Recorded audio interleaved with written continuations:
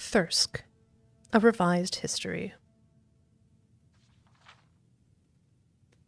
On the bank of Lake Fjelding stands Thirsk, a grand mead hall that serves as the home and center of operations for a most valiant clan of Nord warriors.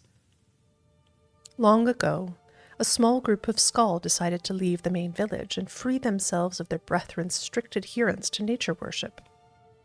They sought to live life as their ancestors had in Skyrim, free to kill what they wanted, when they wanted, free to worship in any manner they chose. The group braved the harsh weather and traveled south toward Lake Fjelding, where they found the perfect location for a new settlement. There they decided to construct a grand mead hall that would serve as their new home and hunting lodge. After several months of building, the companions had completed the task and named the mead hall Thirsk. The settlers looked upon all they had accomplished and were truly proud of their accomplishment. But their happiness was short-lived, and the settlers soon learned that not everyone celebrated the construction of Thirsk. As the mead hall was being erected, so too was the noise and commotion of construction disturbing an ancient creature that lay dormant under the ice. It was a tragic twist of irony, therefore, that as the last beam of the great hall was nailed in place, the slumbering beast did finally awaken. Its ancient name was the Udurfricta, though the settlers knew him only as Death. The Udurfricta came to the newly completed mead hall and wreaked vengeance upon those who had shattered the peace of his long cold sleep. He killed without warning, without mercy, reducing the Thirsk Nords to half their number. It was the valiant sorcerer Eldred Icelight who finally drove the beast back to his lair beneath the frozen lake, and used his magicka to seal the entrance with a great wall of ice. The horror was over, but the price was great. It took the settlers 2 months to fix the damage done by the Udurfricta, and with so many strong hands now gone, it was slow and tedious work. Finally, Thirsk stood tall and proud once more. But even though the settlers had worked together to construct the mead hall and drive away the threat of the Udurfricta, tensions quickly grew over who would serve as their leader. Most of the men considered Hrothmund the Red their de facto chieftain, as he was the strongest and most capable of the lot. But one warrior, Drengir Bronzehelm, disagreed. He thought himself most capable to rule over Thirsk, and loudly voiced his opposition to Hrothmund. Knowing that conflict and discord would only serve to destroy the new life they had worked so hard to create, Hrothmund the Red exercised his only true option. He swung his great axe and beheaded Drengir Bronzehelm where he stood. The Nords appreciated more than anything a warrior's prowess in battle, and Drengir's slaying proved to them that Hrothmund was indeed most worthy to be Thirsk's chieftain.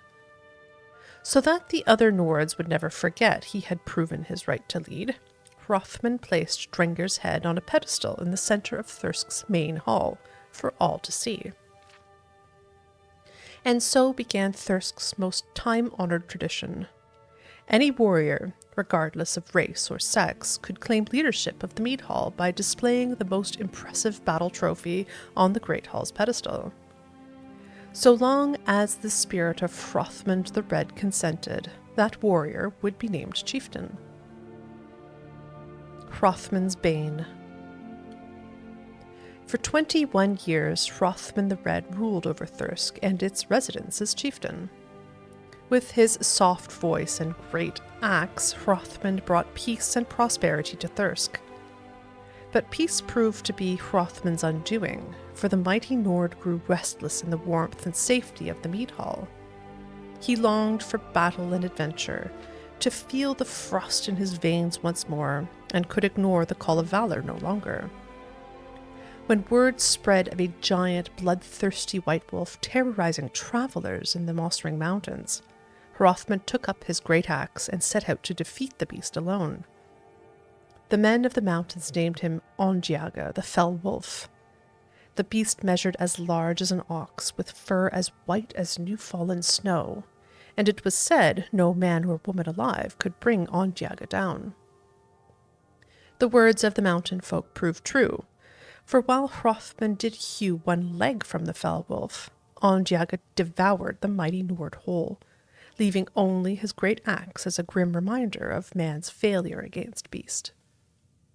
Filled with sorrow and rage, the residents of Thirsk marched to the mountains in search of the wolf, called by them Hrothmund's Bane.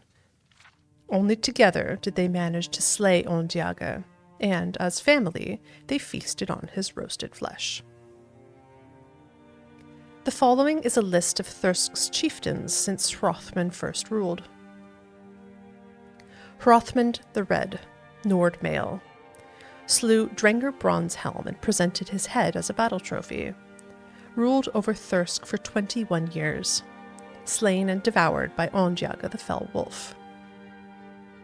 Iskarur Whitewave, Nord female, slew the necromancer Hildir Wormheart and presented his heart as a battle trophy.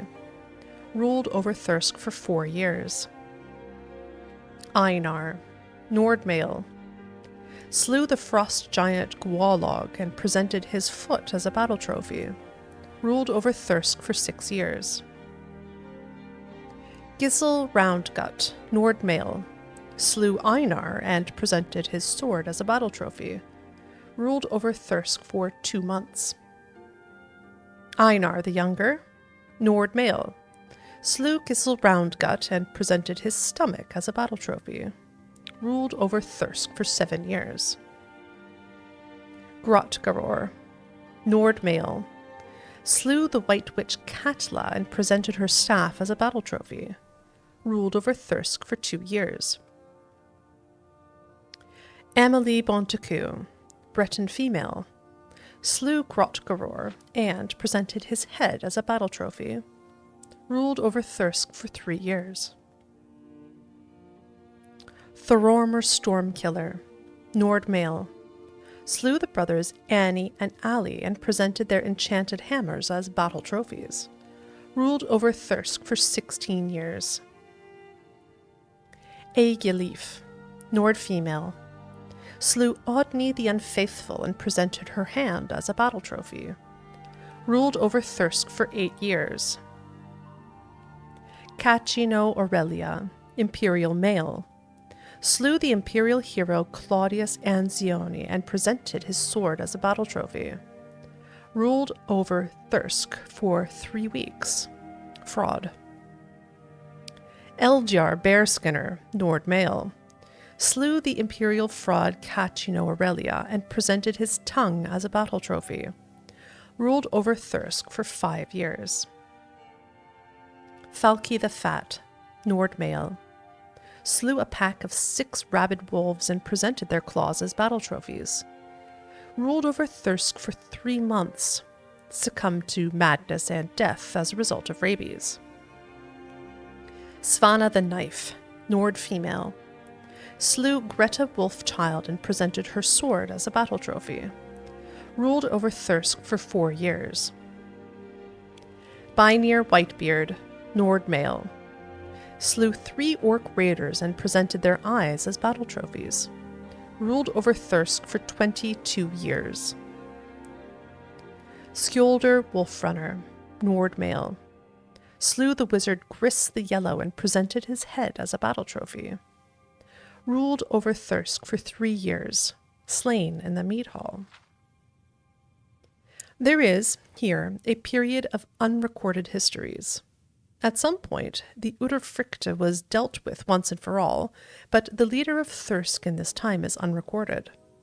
There were, apparently, several other chieftains who came and went before the resumption of record. The Thirsk devotion to oral tradition means these names may forever be lost to history.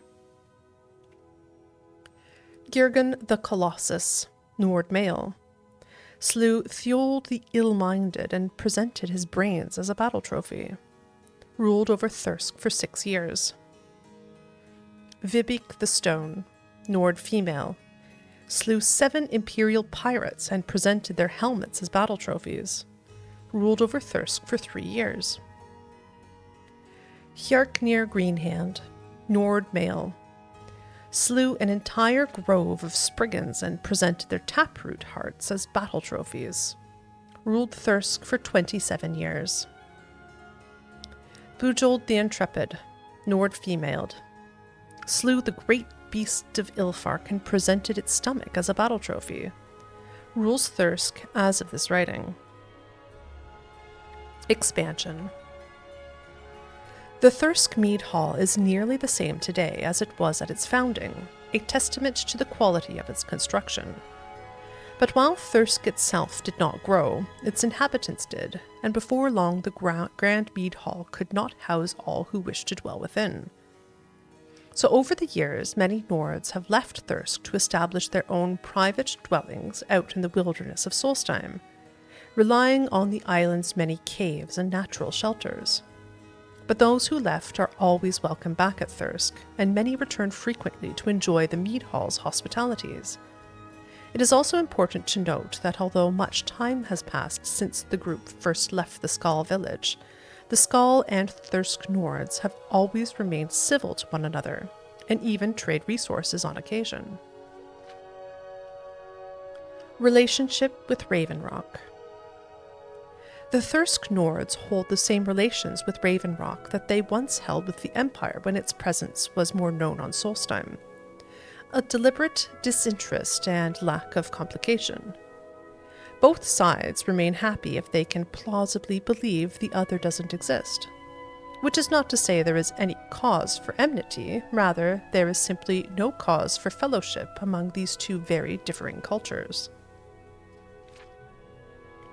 Law and order within Thirsk. Within the Mead Hall, the chieftain serves as judge, jury, and executioner if necessary. The reality is that Thirsk has always been a fairly peaceful place, with camaraderie and goodwill the norm. Solstheim can be a harsh home, and the Nords of Thirsk have long realized that fighting each other isn't nearly as productive as battling the island's bears, wolves, draugr, reeklings, and whatever other fell creatures may roam the land. Still, there is the occasional disagreement, which more often than not ends in bloodshed, and every few years someone gets into his head to challenge the chieftain to a blood duel to try to gain possession of Thirsk. Generally speaking, the Nords of Thirsk are one big, happy, barbarian-like family, and, like any family, they have their squabbles. The Ash Times. Since the eruption of the Red Mountain, the southern portion of Solstheim has been lost to waste and dark elf occupation. Thirsk sits just above the desolated area, though, and happily escaped the destruction that fell over much of the land. In the years since, Thirsk has taken its role as haven all the more seriously. They focus on hospitality and on welcoming outsiders, whether they seek respite from the southern ashlands or the northern chill.